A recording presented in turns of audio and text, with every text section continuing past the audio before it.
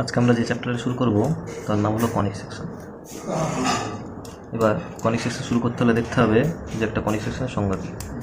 বলা হচ্ছে কোনো একটি চলমান বিন্দু থেকে একটি নির্দিষ্ট বিন্দুর দূরত্ব, মানে কোনো একটা চলমান বিন্দু থেকে একটা নির্দিষ্ট বিন্দুর দূরত্ব যা হবে, সেই চলমান বিন্দু থেকে একটা নির্দিষ্ট সরলরেখার দূরত্বের অনুপাত সর্বদা ধ্রুবক হবে। তাহলে একটা নির্দিষ্ট বিন্দু নিয়ে নেওয়া যাক। এর একটা নির্দিষ্ট বিন্দু, এখানে একটা নির্দিষ্ট বিন্দু নিয়ে নিলাম। তাহলে একটা চলমান বিন্দু নিয়ে নেওয়া যাক, এখানে নিয়ে নিলাম। তাহলে একটা লাইন নিয়ে নিলাম আমি এখানে।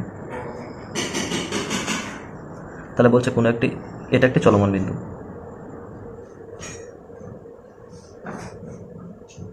এটার নাম দিলাম আমি পি। এটা একটি নির্দিষ্ট বিন্দু।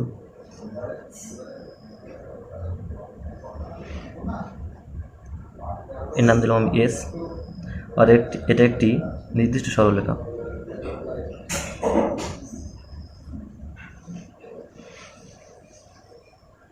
তাহলে বলছে কোনো একটি চলমান বিন্দু থেকে একটি নির্দিষ্ট বিন্দু যে দূরত্ব, মানে কোনো একটা চলমান বিন্দু থেকে একটি নির্দিষ্ট বিন্দু যে দূরত্বটা হবে, এবং সেই চলমান বিন্দু থেকে একটা নির্দিষ্ট সরলরেখার উপরে যে দূরত্ব, এই নির্দিষ্ট বিন্দু থেকে এই সরলরেখার যে দূরত্ব,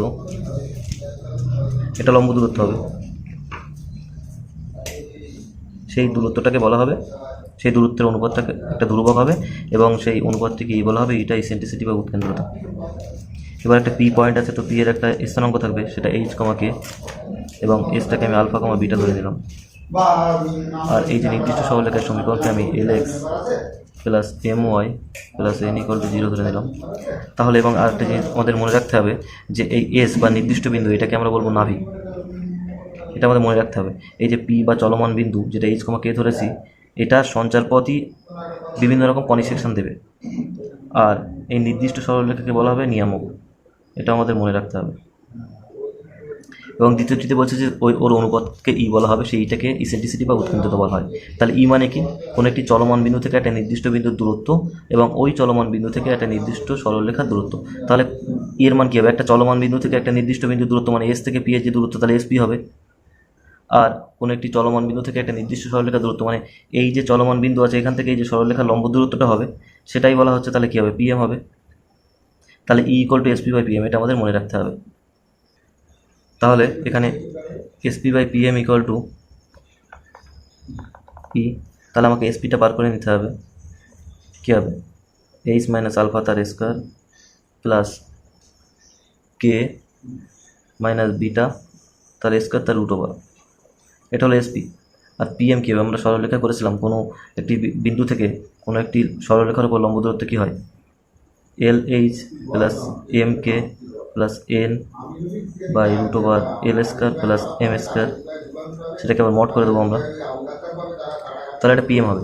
তাহলে এখানে যদি এসপি বাই পিএম, তাহলে কী হবে? এখানে SP equal to E PM. তাহলে মানটা এবার বসিয়ে দেবো। বসানোর আগে আমি উভয় পক্ষে স্কোয়ার করে দিই। তাহলে SP square equal to E square PM square. তাহলে এসপি স্কোয়ারের মান হবে এইচ মাইনাস আলফা তার square plus K minus beta তার square equal to E square L H M K plus N square by L square plus M square. এবারে L square plus M স্কোয়ারটা আমি এদিকে নিয়ে যাব।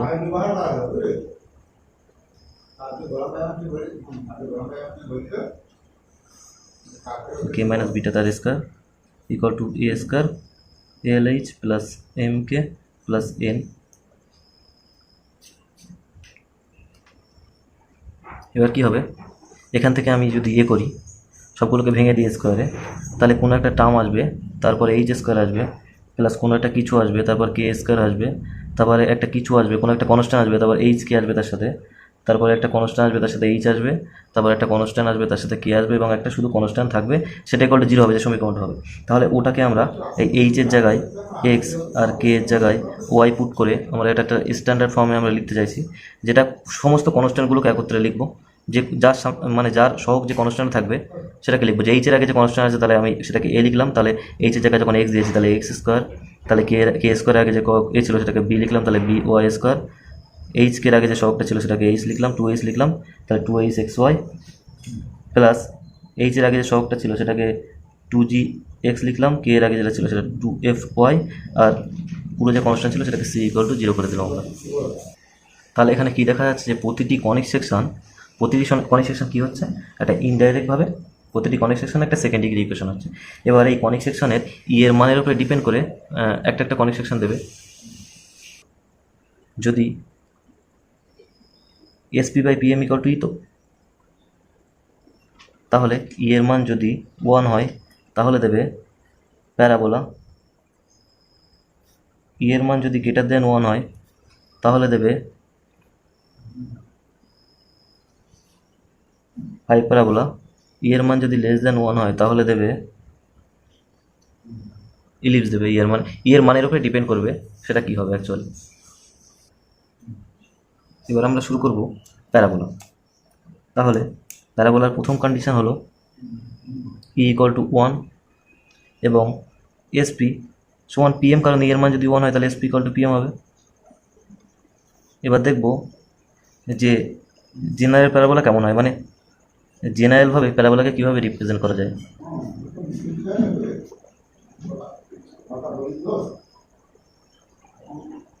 তাহলে কি ছিল, এখানে ছিল এসপি ইকুয়াল টু পিএম, ঠিক আছে।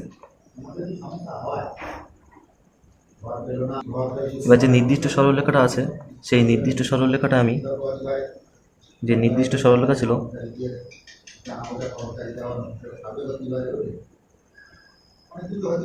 সেটা L X plus M Y plus N equal to 0 এবং যে নাভি ছিল বা এস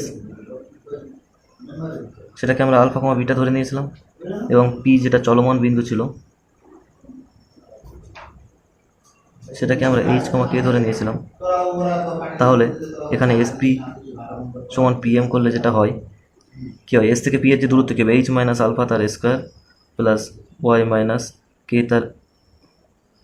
কে মাইনাস বিটা তার স্কোয়ার, তবে কে মাইনাস বিটা তার স্কোয়ার ইকুয়াল টু, সে আগে করলাম ছবি এঁকে যে L H plus M K plus N square by L square plus M square.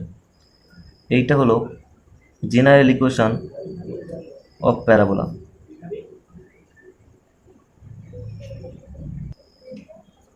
এবারে একটা ছবি আঁকা যাক প্যারাবোলার। এটা একটা ওয়াই অ্যাক্সিস এবং এখানে আছে একটা এক্স অ্যাক্সিস এবং সেই নির্দিষ্ট যে সরলরেখাটা ছিল সেই নির্দিষ্ট সরলরেখাটা এখানে আঁকা হলো এবং দেখব যে এখানে যে এস বিন্দুটা নিলাম, এস থেকে যে পি এর দূরত্ব এবং পি থেকে সে এম এর দূরত্ব সমান হবে।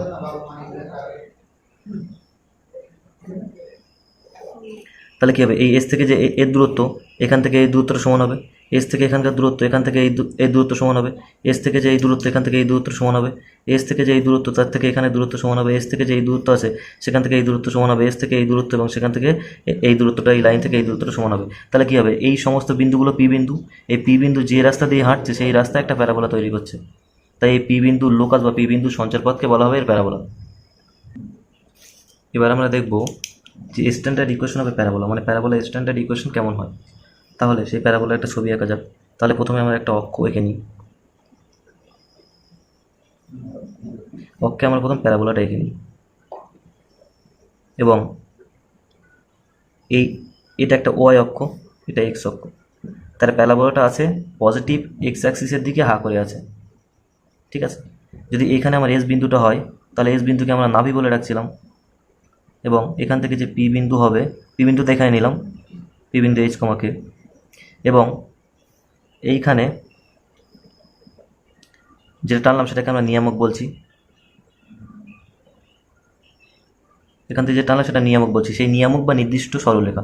তাহলে এস থেকে পি এর যে দূরত্ব হবে সেই পি থেকে নির্দিষ্ট সরলরেখার দূরত্ব তাই হবে এবং এই পিটা তো কোনো একটা টাইমে এসে এইখানে এসে এখানেও কোনো একটা টাইমে এই পিটা ঘুরতে ঘুরতে এখানেও কোনো সময় চলে আসবে, তাহলে এখান থেকে এইটার যে দূরত্ব হবে এইখান থেকে সেই নিয়ামকেরও তাই একই দূরত্ব হবে, ঠিক আছে। এবং এই বিন্দুটাকে আমরা এই যে এখানে যে বিন্দুটার নাম আছে এটা আমি ও নাম দিলাম এবং এটাকে বলা হয় শীর্ষ,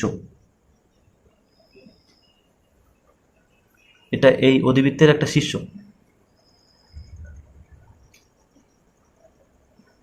এবং এটাকে নাভি বলা হচ্ছে।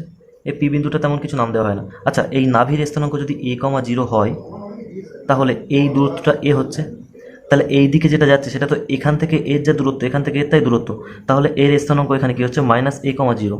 তাহলে এই সমীকরণটা কি হচ্ছে এক্স সমান সমান মাইনাস এ, তাহলে এখানে নিয়ামকটা কি হচ্ছে x plus a equal two zero, কারণ এদিকে মাইনাস এ আছে আর ওয়াইটা পুরো জিরো আছে, তাহলে কি হবে এক্স সমান মাইনাসে হবে, তাহলে x plus a equal two zero. তাহলে নিয়ামকের সমীকরণ আমরা পেয়ে গেলাম x plus a equal two zero, এবং নাভি হলো এ কমা জিরো। তাহলে আমরা এবার এই পিটা এইচ কমা কে ধরে নিয়েছিলাম, তাহলে এখান থেকে যদি আমরা এস পি কমা পিএম বার করি, তাহলে আমার এখানে যে সমীকরণটা পাওয়া যাবে আমরা তাহলে বার করে ফেলি। এসপি ইকুয়াল টু পিএম দিয়ে আমরা সমীকরণটা বার করে ফেলি।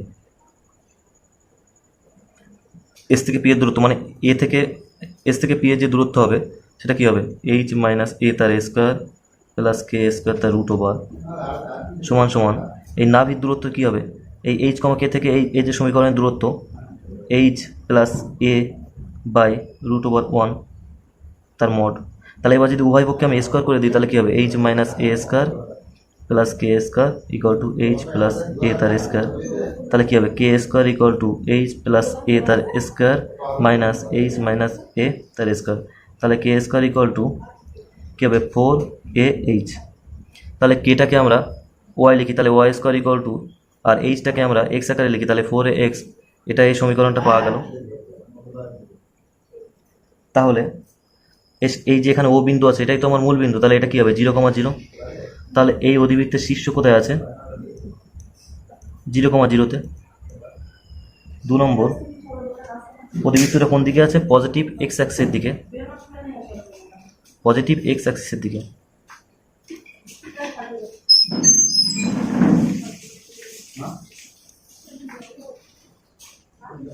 এবং এই যে শীর্ষ থেকে নাভির দূরত্ব এ একক, এই যেখানে শীর্ষ আছে এই শীর্ষ থেকে নাভির দূরত্ব এ,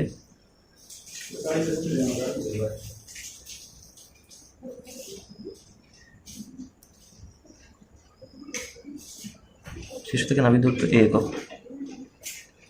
এবং নিয়ামকের সমীকরণ আমরা বার করেছি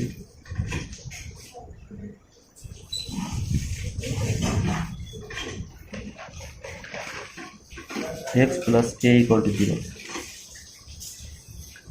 এবার আমাদের এখানে বার করতে হবে নাভি, মানে এক্স অক্ষের উপরে যে নাভিগামী যে লম্ব হয় সেই নাভি লম্বটা আমাকে বার করতে হবে। তার মানে এখানকার স্থানাঙ্কটা বার করতে হবে আর এইখানকার স্থানাঙ্কটা আমাকে বার করতে হবে। তাহলে এখান থেকে এ দূরত্ব আছে, তাহলে এখানে প্রথমটা এ হবে আর সেকেন্ডটা আমি এল ধরে নিলাম, এটা এ ধরে নিলাম, আর যেহেতু এটা নেগেটিভ দিকে আছে ওয়াইটা তাই জন্য মাইনাস এল ধরে নিলাম। তাহলে সেই হিসাবে এর যে সমীকরণ আছে Y square equal two 4AX, সেই সমীকরণে এ আর এল বসিয়ে দিলাম, তাহলে এল এর মানটা পাওয়া যাবে। তাহলে এল স্কোয়ার সমান কী হবে 4A ইন্টু এ, তাহলে 4A স্কোয়ার হবে। তাহলে এল স্কোয়ার সমান 4A স্কোয়ার, এল সমান কী হবে প্লাস মাইনাস 2A হবে। তাহলে এখানে কী হবে এখানে এর জায়গায় A,2A হবে আর এই নিচে A,-2A হবে। তাহলে যে নাভি এখানে এটা যদি কিউ বিন্দু হয়, এটা যদি কিউ ড্যাশ হয়, তাহলে এই কিউ ড্যাশের দূরত্বটা কী হবে কিউ ড্যাশের দূরত্ব হবে A মাইনাস এ তার square root over plus 2A plus 2A তার স্কোয়ার ইকুয়াল টু 4A। তাহলে কী হবে যে নাভিগামী যে লম্ব বা নাভিলম্বের দৈর্ঘ্য 4A হবে, ঠিক আছে। এবং এর একটা প্যারামেট্রিক ইকুয়েশন হবে যেটা x equal two AT square বসালে ওয়াই এর মানটা 2AT দিয়ে দেবে। এটাকে বলা হয় প্যারামেট্রিক ইকুয়েশন, যে PX, ওয়াই যে বিন্দুটা ধরেছিলাম সেখানে আমরা AT স্কোয়ার 2ATও ধরতে পারি, এটাকে বলা হবে প্যারামেট্রিক ইকুয়েশন। দেখো এবার যে প্যারাবোলাটা আমি বলবো সেটা Y square equal two -4x, মানে বুঝতেই পারছো যে আমাদের যে প্যারাবোলাটা আছে সেটা নেগেটিভ এক্স অ্যাক্সিসের দিকে হা করে থাকবে। তাহলে এদিকে পজিটিভ এক্স অ্যাক্সিস, এদিকে নেগেটিভ এক্স অ্যাক্সিস, তাহলে এটা এরকম হবে ছবিটা। তাহলে এখানে যে বিন্দুটা হয় যেটাকে এস বলছিলাম সেই বিন্দুটা -A,0 হবে। তাহলে এটাকে আমরা নাভি বলবো, এখান থেকে পি এখানে হবে, এদিকে তাহলে নিয়মকটা হবে। তাহলে নিয়মকের এখানে স্থানাঙ্কটা কী হবে, যেহেতু এখান থেকে এই নাভি থেকে এই শীর্ষ, এখানে এই শীর্ষের দূরত্ব যা, এই শীর্ষ থেকে আবার ওই যে নিয়মকে বা নির্দিষ্ট লাইনের দূরত্ব, তাই যেমন এখান থেকে SP ইকুয়াল টু PM হচ্ছিল, তাহলে এই দূরত্ব যদি সমান হয় তাহলে এই দূরত্ব সমান হবে, তাহলে এখানে A,0 হবে। তাহলে এখানে কী হবে x ইকুয়াল টু A, তাহলে নিয়মকের সমীকরণ হবে x minus A equal to 0। আর এখানে এটা 0,0 হবে, এই দূরত্ব তো A হচ্ছে এটা। আচ্ছা আরেকটা জিনিস বলে রাখি, যে এখানে যে এ হয় সমীকরণে 4ax, এটা কি?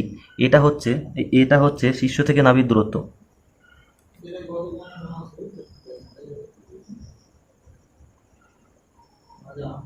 এটা মনে রাখতে হবে, এটা হলো শীর্ষ থেকে নাভির দূরত্ব। ঠিক আছে, তাহলে আবার লিখে ফেলি এটা। আগেরটা বুঝিয়েছিলাম, সেটা দিয়ে মোটামুটি বোঝা যাচ্ছে যেটা কেমন হবে। এর শীর্ষ কোথায়? শীর্ষ 0 0 বিন্দুতে, অক্ষ নেগেটিভ এক্স অক্ষের দিকে,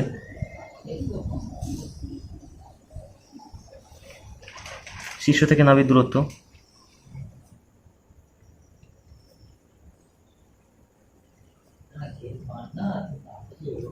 সমান এ। নাভির স্থানাঙ্ক ছবিতে দেখা যাচ্ছে যে -a,0 হচ্ছে, -a,0। তাহলে নিয়ামকের সমীকরণ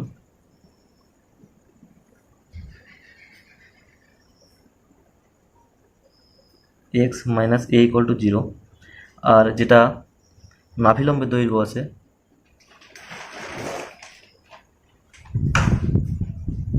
নাভিলম্বের দৈর্ঘ্য 4a, প্রতিবারেই 4a হবে, এটা তোমরা একটু বার করে নেবে। আর JSP = PM করে এই যে সমীকরণটা আসছে, এই অধিবৃত্তের সমীকরণটা, এই সমীকরণটা তোমরা একটু বার করে নেবে নিজে। এবার আমরা যেটা ছবি আঁকবো সেটা হলো x² = 4by। তার মানে এই অধিবৃত্তটা y অ্যাক্সিসের দিকে হা করে থাকবে। তাহলে এটা x অক্ষ, এটা y অক্ষ, এটা পজিটিভ y অক্ষের দিকে হা করে আছে। এবং এখানে থাকবে নাভি, তাহলে নাভিটা কী হবে? 0, b হবে। আর এটা হবে শীর্ষ সেই 0 0 আগের মতো, কারণ এটা x আর y অক্ষের মিলিত বিন্দুতে 0 0। তো এখান থেকে দূরত্ব তো b, তাহলে নাভি 0, b হবে, কারণ এখানে 4by, যেটা x² = 4by বলা হয়েছে। তাহলে এখানে যে নিয়ামকের সমীকরণ হবে সেটা কী হবে? y = -b, কারণ এখানকার স্থানাঙ্ক -b, 0। তাহলে y + b = 0। তাহলে আমি আগের মতো লিখে ফেলি। এখানে কি শীর্ষবিন্দু 0 0-তে,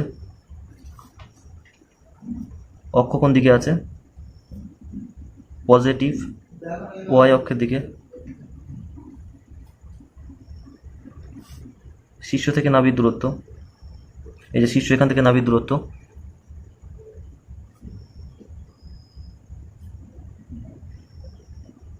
b। নাভির স্থানাঙ্ক এই 0, bটা, 0, bটা। নিয়ামকের সমীকরণ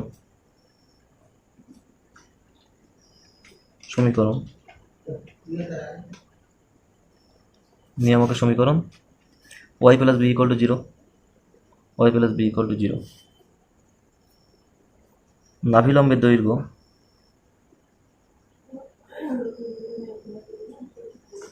(4b) আগে 4a হচ্ছিল, যেহেতু y² এখানে 4bx আছে সমীকরণ, এখানে 4b x² = 4by আছে, তাই জন্য এখানে 4b হয়েছে। আগে y² = 4ax হচ্ছিল, তাই জন্য সেখানে 4a হচ্ছিল নাভিলম্বের দৈর্ঘ্য, যে এই দৈর্ঘ্যটা, এটা 4b হবে। এখান থেকে এর দূরত্বটা, এই যে এখান থেকে এর দূরত্বটা 4b হবে। এবার আমরা দেখব x² = 4by, x² = -4by। তাহলে এটা কি হবে? এটা নেগেটিভ y অক্ষের দিকে হবে, হা করে থাকবে, যেটা এটা x, এটা নেগেটিভ y অক্ষ, তাহলে এই দিকে হা করে থাকবে। তাহলে নাভির স্থানাঙ্কটা কি হবে? 0, b।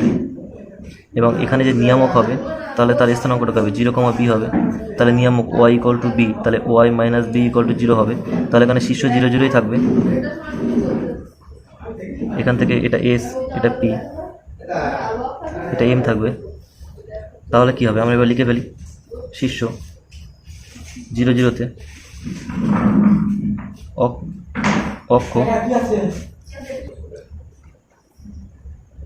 অক্ষ নেগেটিভ y অক্ষ,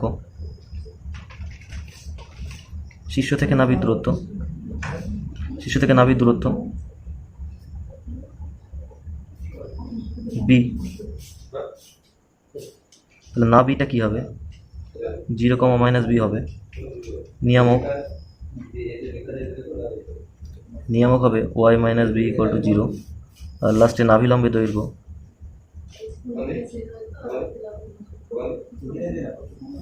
নাভিলামের দৈর্ঘ্য 4b হবে। ঠিক আছে, তাহলে এগুলো আমাদের মনে রাখতে হবে। এতক্ষণ যে আমরা দেখছিলাম যেখানে শীর্ষ ছিল 0 0, এবারে শীর্ষকে আমরা শিফট করলাম আলফা কমা বিটা বিন্দুতে। তাহলে এবার আমরা ছবিটা এঁকে ফেলি।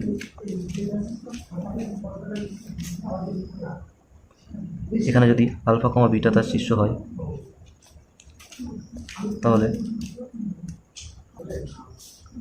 তাহলে এই শীর্ষ আলফা বিটার সাপেক্ষে আমরা ছবিটা এঁকে ফেলি। তাই আলফা বিটার সাপেক্ষে এখানে এস কি হবে, a,0 হবে। আর এটা যদি আমার এক্স ড্যাশ হয়, এটা ওয়াই ড্যাশ হয়, তাহলে এখানে যে পি বিন্দু তার স্থানাঙ্কটা হবে এক্স ড্যাশ কমা ওয়াই ড্যাশ। এবারে এটা আমি 0 0 বিন্দুর সাপেক্ষে, যে মূল বিন্দু হয় যেটা 0 0 বিন্দুর সাপেক্ষে আমি আঁকার চেষ্টা করবো। এখানে 0 0 বিন্দু নিলাম এবং এখানে এক্স, এখানে ওয়াই অক্ষ নিলাম। তাহলে এখানে নতুন যে স্থানাঙ্কটা হবে সেটা এক্স কমা ওয়াই হবে। তাহলে এখান থেকে যদি এটা এ হয়, তাহলে এখান থেকে এ একক দূরে নিয়ামক হবে।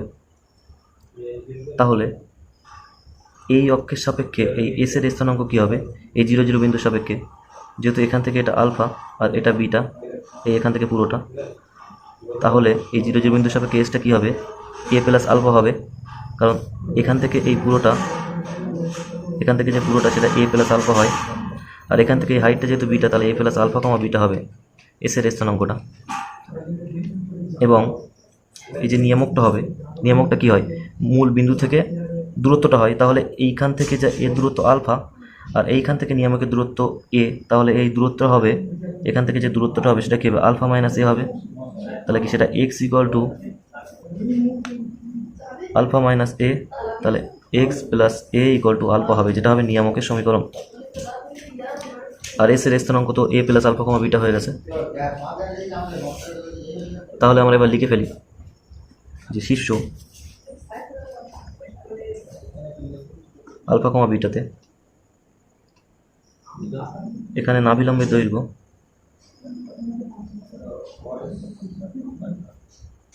এখানে 4a হবে নাভিলম্বের দৈর্ঘ্য, এবং যে এই প্যারাবোলাটা যে বিন্দুতে স্পর্শ করছে তার সমীকরণ হবে, প্যারাবোলাটা যে বিন্দুতে স্পর্শ করছে, যে শীর্ষবিন্দুতে স্পর্শ করছে তার স্পর্শ সমীকরণ হবে এক্স ইকুয়াল টু আলফা।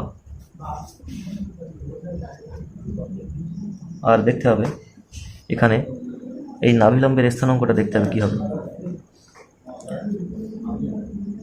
নাভিলম্বের স্থানাঙ্ক হবে, আমি ডাইরেক্ট এখানে লিখে দিচ্ছি, নাভিলম্বের স্থানাঙ্ক হবে, যেহেতু এখানে আলফা প্লাস এ ছিল নাভির স্থানাঙ্ক, আর এখানে যেহেতু হাইটটা বিটা উঠছিল, তাহলে কী হবে, বিটা প্লাস 2a।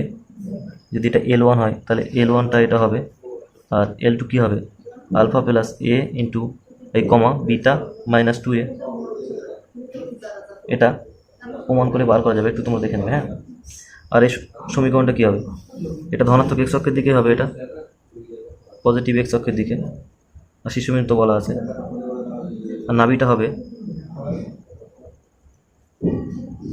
এ প্লাস আলফা কমা বিটা। আচ্ছা, এখানে আমরা বলেছিলাম, তাহলে তোমাদের মনে হতে পারে যে নাভির স্থানাঙ্ক যেহেতু এ প্লাস আলফা কমা বিটা, তাহলে এই 4 জায়গায় আলফা কমা এ প্লাস আলফা হলো না কেন? কারণ আমি বলেছিলাম যে এখানে যে এ থাকে সেই এটা হয় কি শীর্ষ থেকে নাভির দূরত্ব, তাই জন্য ওখানে এ হয়েছে।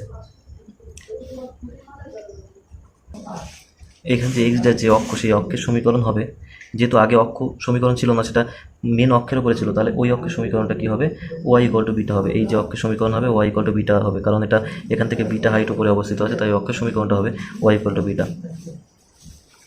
তাহলে এগুলো সব আমাদের মনে রাখতে হবে, অঙ্ক করার সময় কাজে লাগবে। এবার আমাদেরকে দেখতে হবে এক্স মাইনাস আলফা, তাহলে square equal to 4a into Y minus beta. আমি জাস্ট একটা ছবি এঁকে শর্টে বলে দেবো। এটা 0 0, সে আগের মতো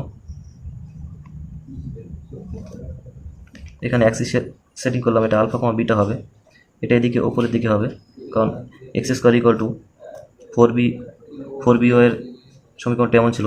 এখানে ঠিক একইভাবে এর স্থানাঙ্কটা হবে কি আলফা কমা এ প্লাস বিটা, যেহেতু এই হাইটটা আলফা আছে তাহলে এটা আলফা হবে, আর এখান থেকে এর দূরত্ব এ আর এখান থেকে এটা বিটা, তাই এখানে স্থানাঙ্কটা আলফা কমা এ প্লাস বিটা হবে। এবং এইখানে যে নিয়ামক হবে সেই নিয়ামক এই পুরো দূরত্বটা বি, আর এখান থেকে এই দূরত্বটা এ, তাহলে নিয়ামক হবে b x equal to beta minus a, তাহলে x plus a equal to beta হবে তার নিয়ামকের সমীকরণ। তাহলে আমরা এবার লিখে ফেলি, শীর্ষ আলফা কমা বিটা, নাভি আলফা কমা এ প্লাস বিটা, নিয়ামক, নিয়ামক মানে নিয়ামকের সমীকরণ ওয়াই প্লাস, এটা ওয়াই হবে, এটা y equal to beta minus a হবে, তাহলে y plus a equal to beta. একইভাবে নাভিলম্বের দৈর্ঘ্য,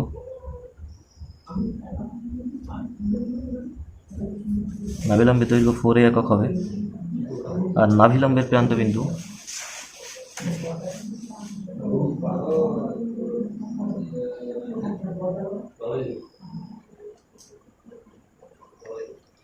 নাভিলম্বের প্রান্তবিন্দু হবে এই যে এইখানে যে নাভিলম্ব পাওয়া যাবে সেই এই বিন্দু আর এই বিন্দুর স্থানাঙ্ক হবে, এটা আমি প্রমাণ করছি না, তোমরা এটা মুখস্থ করে নেবে একটু, আলফা প্লাস 2a কমা এ প্লাস বিটা, আর একটা হবে আলফা মাইনাস 2a এ প্লাস বিটা।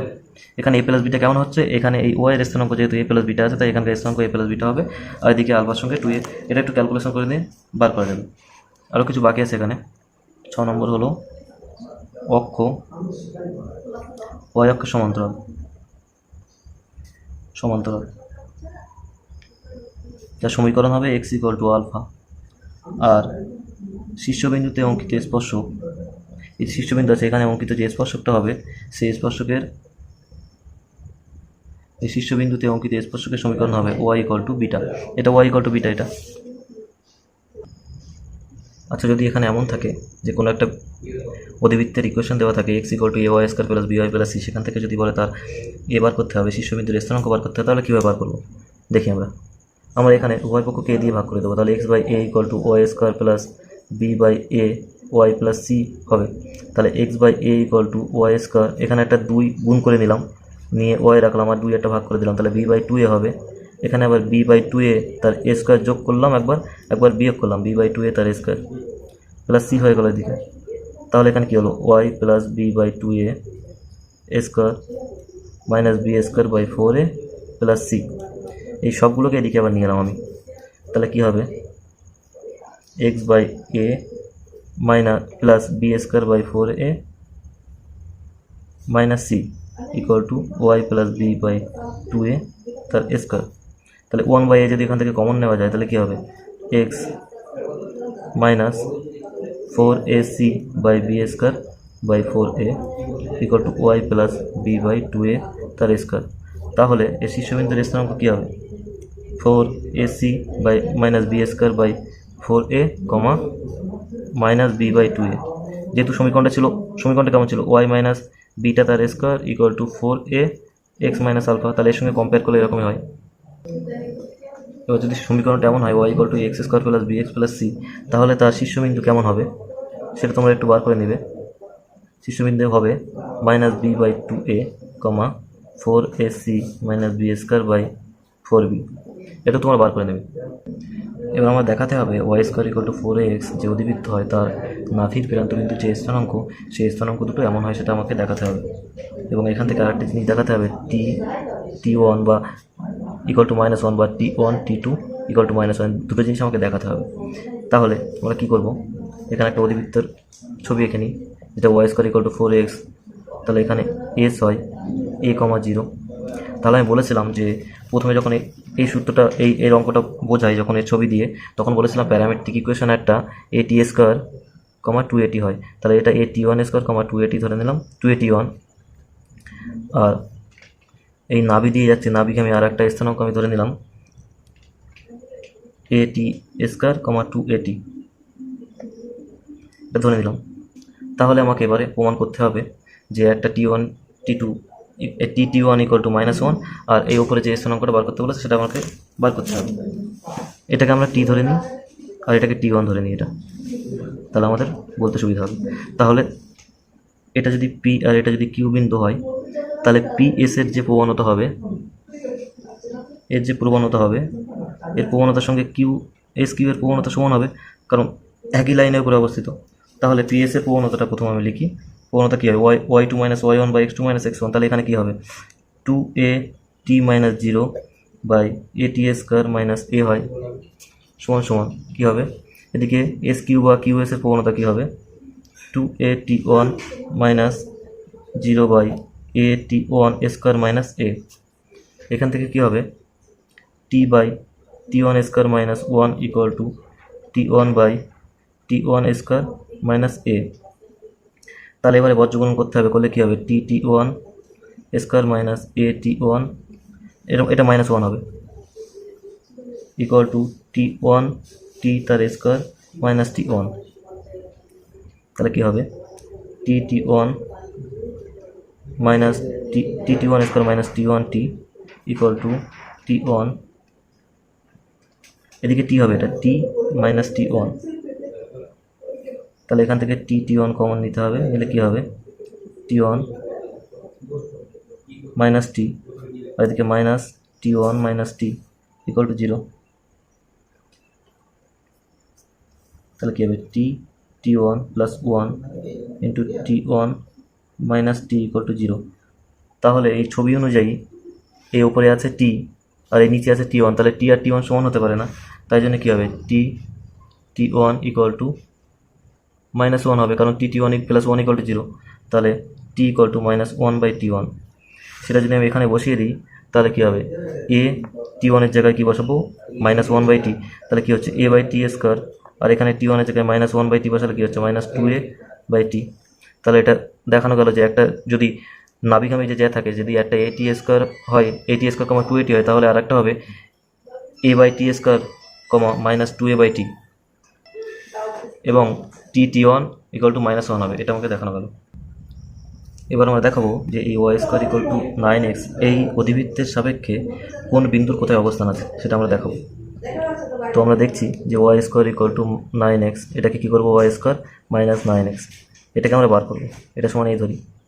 তাহলে এই প্রথম বিন্দুটা আমরা বসিয়ে থাকবো 3,6, তাহলে এখানে কী হবে, 6 square minus 9 into 3 36 minus 27 equal to 9। এটা কি হচ্ছে, পজিটিভ হচ্ছে। তাহলে এ মানেতে পুরো জিনিসটা, এর মান যদি পজিটিভ হয় তাহলে বলতে হবে যে বিন্দুটি, এই যে বিন্দুটি এটা এই অধিবৃত্তের বাইরে অবস্থিত বলতে হবে।